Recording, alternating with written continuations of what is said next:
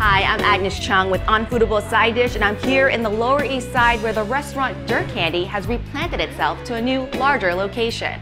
No meat allowed in this place. Chef Amanda Cohen moves vegetables from being the side dish to the main course and is receiving praise all along the way. Well, Chef Amanda Cohen, thank you so much for being with us today. Happy to be here. Thanks for coming to Dirt Candy. What made you want to open up Dirt Candy? Well, so this has been a work in progress, and we did open Dirt Candy, the original one, about 7 years ago. I'd been working in the city for years and years, and I kind of finally come to a point in my career where I wanted to work for myself and not others.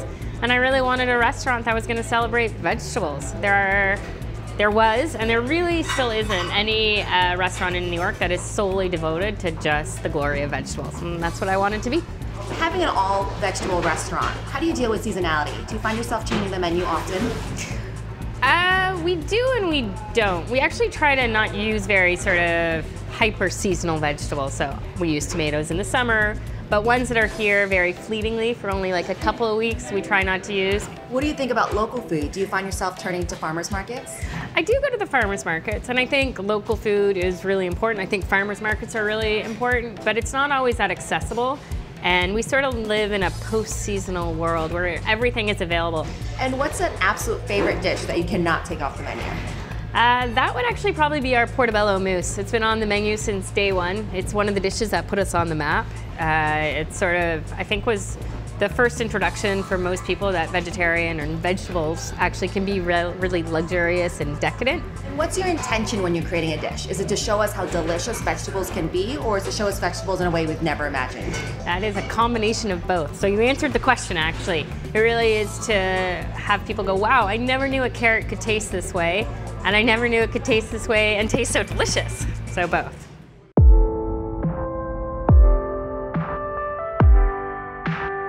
Welcome to Dirt Candy. Welcome to the kitchen of Dirt Candy. It's absolutely gorgeous. I love the big open kitchen. Thank you. What's the dish you're showing us today? So I'm going to show you our whatever pickles. And we call them whatever pickles because really it's whatever we find in our walk-in that day. Lately we've been finding a lot of lollipop sprouts, which isn't a vegetable most people are familiar with. We're having a lot of fun with it.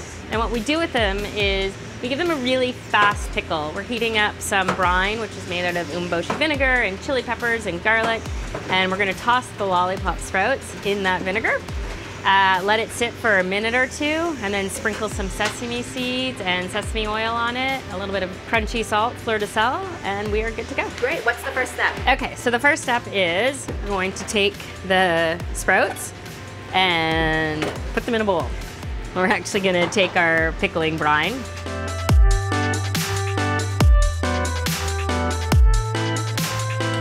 Toss the pickles in it. And you can see the pickles are slightly cooking. They're turning that really nice, bright green color. You can let it sit as long as you like. We're just gonna go ahead and pour it into our bowl. They smell great. Right? You can smell the garlic and the chili pepper that's already in the brine. A little bit of the sesame oil, a little bit of the sesame seeds. They're toasted ahead of time. Exactly. I know it seems so simple, but sometimes the biggest flavor comes from the simplest dishes. I completely agree. Thank you. That That looks it. delicious. So those are our lollipop sprouts. To switch gears a little bit, I know you instituted a no tipping policy. Right. What made you make that choice? Well, that came out of a couple of different reasons. The first is I was having a really hard time finding cooks. It sort of started to become apparent that we were losing a lot of cooks in the city. And I realized we're losing cooks in the city because we aren't paying them up. New York is really, really expensive. I sort of was thinking about the discrepancy between my front of house and my back of house. My back of house works really hard and they would walk out with maybe $100 and $120 a night. My front of house would walk out with $400, $500 a night.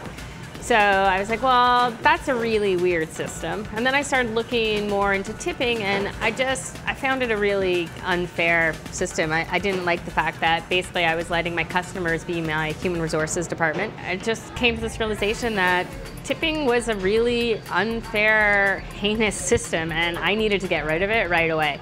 And by getting rid of it, what I was able to do was pay my back of house a lot more money and guarantee my front of house a living wage. And they know every week what they're gonna make. And to kind of wrap this all up, how do you feel being a woman chef, pushing an all-vegetable restaurant with a no tipping policy? I feel pretty good, actually. The restaurant is doing really well. We are in the middle of winter and we are still busy.